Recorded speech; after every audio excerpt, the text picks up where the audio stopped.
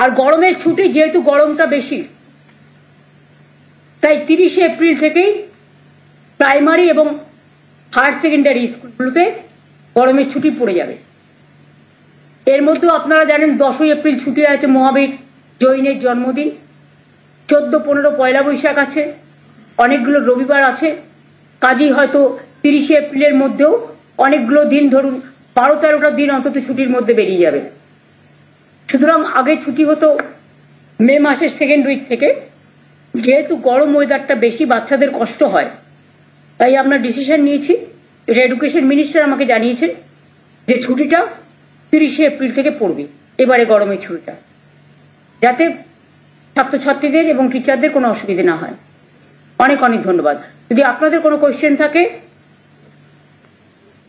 আর যদি আমি কোয়েশ্চেন দেওয়ার মতো উপযোগী হই তবেই রিপ্লাই দেবো, আর যদি রিপ্লাই না দিই তাহলে ধরে নেবেন ওটার রিপ্লাই দেওয়ার যোগ্য আমি নই।